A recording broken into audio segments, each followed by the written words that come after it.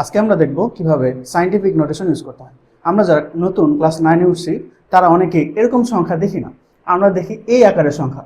আসলে এই আকারের সংখ্যা কিভাবে বানাইতে হয় আজকে আমরা এটা দেখব। এখানে একটা বড় সংখ্যা আছে।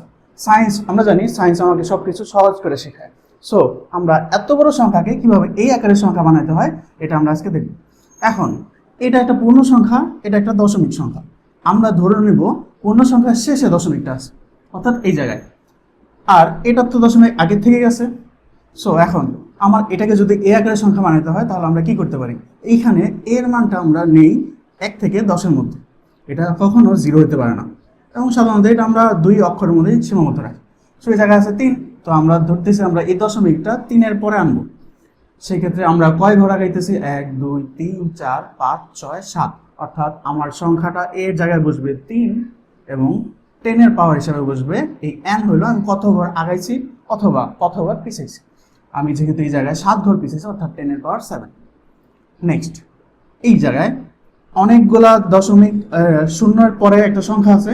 সেক্ষেত্রে আমি কি করতে পারি, আমার তো এর মানটা একটা পূর্ণ সংখ্যা লাগে, সেক্ষেত্রে আমি দশমিকটা এবার পিছনে আনবো। এটা হইতে পারে 7-এর পরে, এটা হইতে পারে 3-এর পরে, অর্থাৎ 73-এর পরে অথবা 7-এর পরে। আমি এটা রাখবো অবশ্যই 1 থেকে 10-এর মধ্যে, তাহলে এটা আমি অবশ্যই 7-এর পরে রাখবো।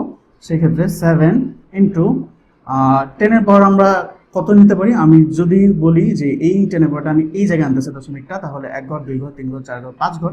তাহলে আমি 10-এর পাওয়ার এই ভাগ, যেহেতু আমি পিছনে আসছি, আমার পাওয়ার হলো -5।